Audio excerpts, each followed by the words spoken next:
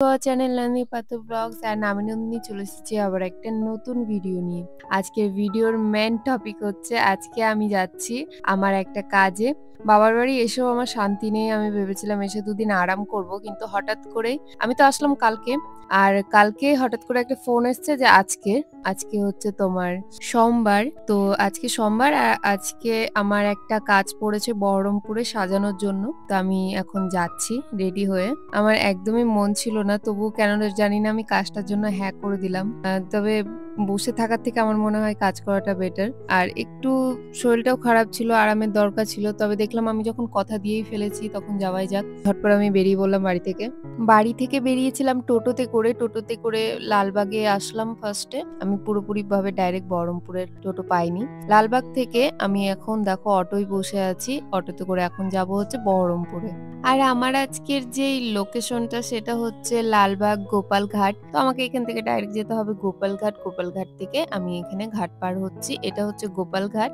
আর আমার ক্লায়েন্টের বাড়িটা ছিল ঘাট পার হয়েই। তো ওরা আমাকে পার হয়ে রিসিভ করতে এসেছিল আমার ক্লায়েন্ট। তো আমি ঘাট পার হয়ে ওর সাথে চলে গেলাম সোজা বাড়িতে।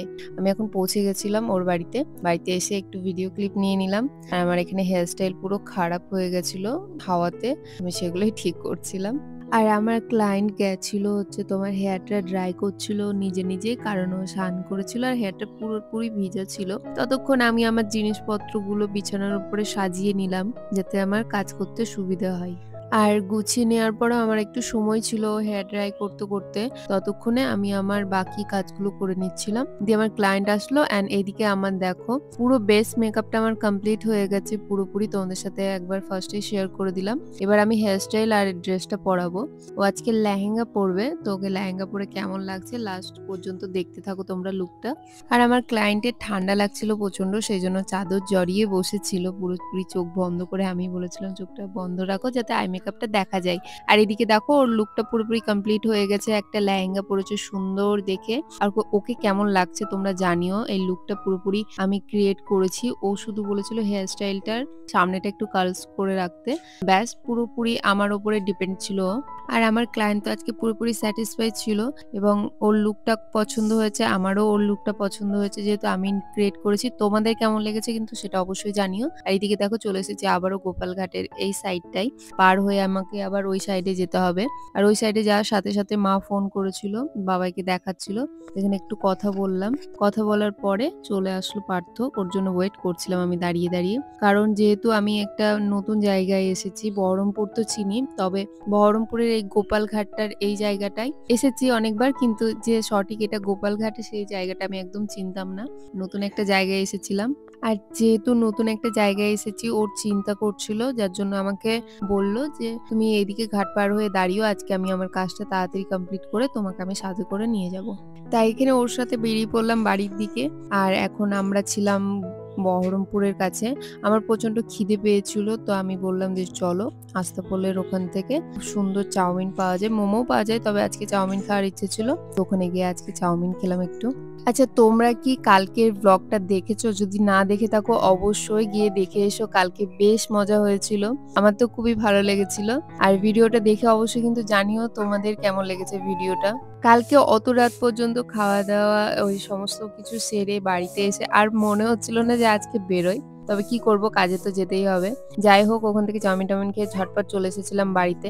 আর আসার সময় বাবাইয়ের জন্য একটা জুতো নিয়ে এসেছিলাম।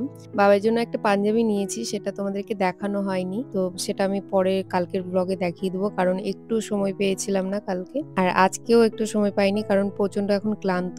তার পাঞ্জাবির সাথে ম্যাচিং করে একটা জুতো নিয়ে আসলাম আজকে আসার সময়। আর দোকানে কেনার সময় দেখাতে পারিনি, কারণ প্রচন্ড ক্লান্ত হয়ে গেছি এই সারাদিন এই যাওয়া আসার ধকলে আর দাঁড়িয়ে কাজ করা, যার জন্য দেখাতে পারিনি। এখন বাড়ি এনে তোমাদেরকে দেখাচ্ছি। এখন পরিয়ে দেখা হচ্ছে যে সাইজে ঠিকঠাক আছে কিনা।